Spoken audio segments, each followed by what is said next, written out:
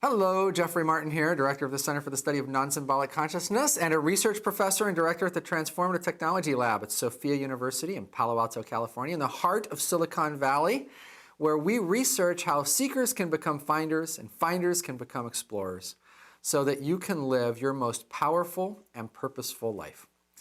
I get questions all the time about non-duality, enlightenment, persistent mystical experience, transcendental consciousness, and people who experience these types of things, and why do they fight with each other?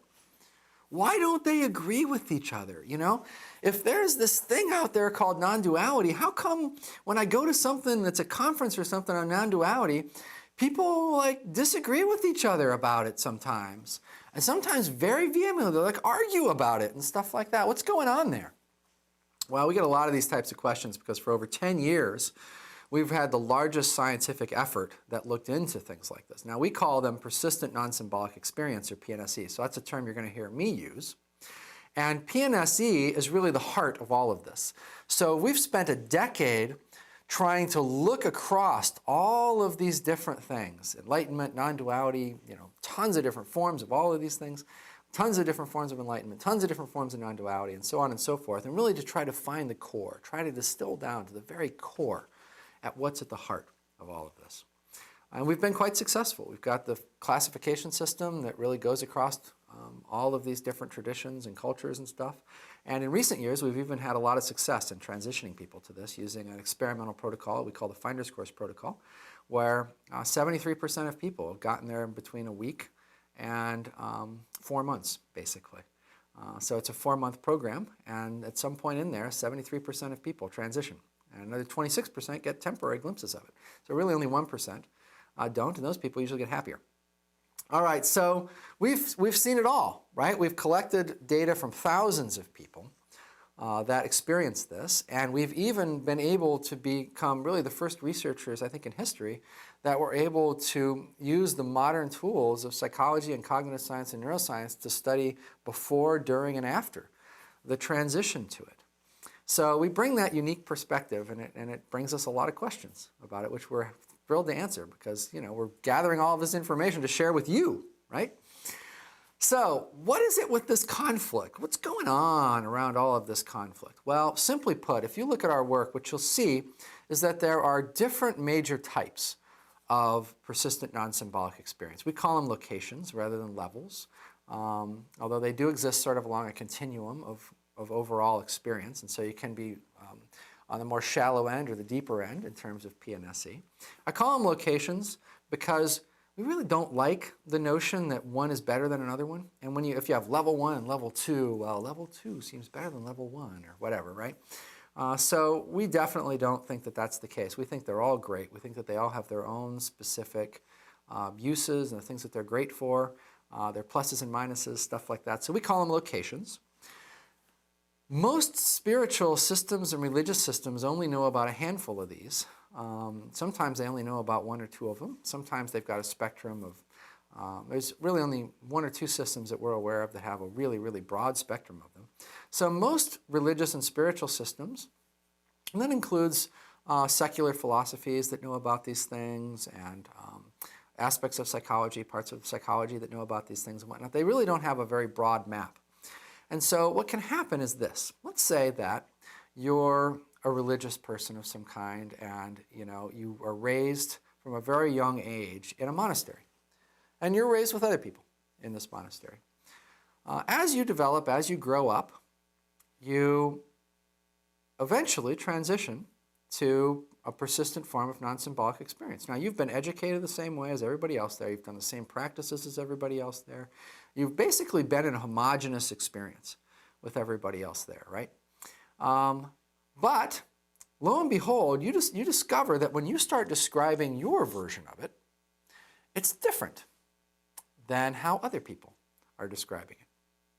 And so you maybe have a best friend that you grew up with, and maybe that person transitioned before you, and so now you've transitioned to PNSE, and you go and you talk to this person, you're comparing notes, and you're really digging in on what's similar and what's different, because traditions are really good at sort of smoothing over the differences, getting people to agree on broader language sets and things like that, right? But now this is your friend, right? This is your buddy. You've been talking to him about this stuff your whole life, comparing your internal experiences.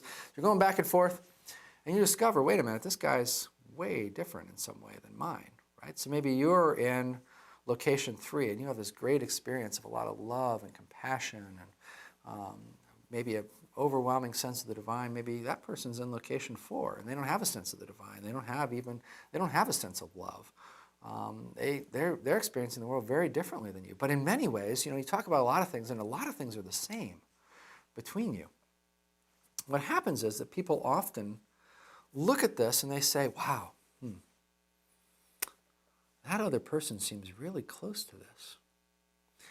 But I know inside me, this feels like it's completely true. Because that's also something that often goes along with this. There's a sense of certainty, really powerful certainty that goes along with the experience. And so, I know this experience is really, really true for me. I know this is the right one. It seems like this, my friend is really close, but just not quite there. I wonder how I can help my friend to really sort of, finally get to the real thing, so that my friend can experience what I experience. And in the meantime, of course, his friend is experiencing the exact same sentiment, right? And so that sense of certainty that accompanies that and these different locations and these different ways that it can show up, and the fact that there, even in many religious and spiritual systems that have dealt with this for a long time, there isn't ultimately that broad a map in a lot of these. And so I can land in one place, my friend can land in another place, or I can transition to one place and my friend can transition to another place. And we can be in different places. And maybe his is the classic one that's described in my tradition. So I might be thinking, darn it, I didn't quite make it there, but man, this certainly feels like it's right. Maybe our tradition's wrong. Maybe I need to start a new splinter on our tradition. Of course, there's no shortage of those from people who went through this, right? And so this is where these disagreements fundamentally come into play. Now, I think moving forward, we're going to see this a lot less. And we're going to see it a lot less because the internet has had so many people sharing their different experiences. Our work, of course, provides a map that helps people contextualize all of this. But there's all of these other experiences that people can find out there online. And people are increasingly realizing that there is this whole different way, this whole range of different ways that this type of stuff shows up. And so I think we're going to see the conflict and the disagreements and the stuff beyond the decline. I've already begun to notice that in different communities. For instance, I'm making this in 2016, and we did a event with Rick Archer, who runs a thing called Buddha at the Gas Pump, which is a fantastic podcast. If you haven't seen it, you should. It's abbreviated BAT-GAP. And we did a thing with the Science and Non-Duality Conference teachers. So we brought in, I don't remember, like a dozen or 15 or something, teachers that were like the spiritual teachers from the Science and Non-Duality Conference. We took them here to Sophia University, where we have an auditorium and cameras and stuff. And we shot a thing with them. And I was amazed at how respectful they were of each other. And the reason I was amazed of that is because 10 years ago, when I started looking into this, that was not the case. My experience was that people had very sharp disagreements, and that there was this belief that, my way of experiencing it is right, and boy, this other person, she or he seems so close, but just not quite there. That's not the real thing. This is the real thing. All of that seemed gone.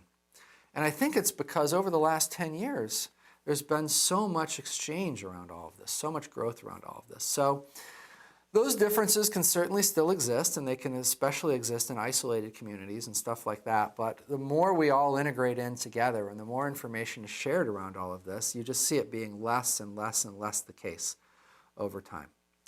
Okay, so before we end this video, let me just say thank you very much for your interest in this topic. And I hope you realize what an incredibly special person you really are, because there are not that many people who are interested in this, A. And B, you're out there learning about it. And learners are doers. Learners are the people who change the world. And so not only are you rare in terms of your interest in this, but you're rare in terms of you're a learner, you're a doer, you're a world changer. who's interested in this. And so I cannot celebrate you enough being in this community, looking in this direction, having an interest in all of this. I hope that you will consider, if you haven't already gotten to Persistent Non-Symbolic Experience, I hope that you will consider pursuing it. And I hope that you've realized, and if you haven't, look across the rest of our videos, because I talk about this a lot, or read some of our stuff, or see some interviews of me, or whatever. I hope you realize that you're living in a time where you should be able to get to PNSE really quickly. If you think about our protocol, less than 4 months, over 70% of people, right? It's like clockwork at this point. So that's what's out there for you. You know, this isn't the situation where like maybe 1% of people will get there after decades of practice. You're in a new world. So if you're interested in this area, listen, that's great. And learn everything you can about it. You know, really explore our stuff, explore other people's stuff. Do whatever it takes to satisfy yourself that, okay, yeah, this is something that I might want to experience, and then go for it. Because seriously, we need you. We need as many people like you as possible, because you're a world changer. You know, you're successful. Maybe you haven't ever stopped to think about how successful you even are. I notice this all the time in people.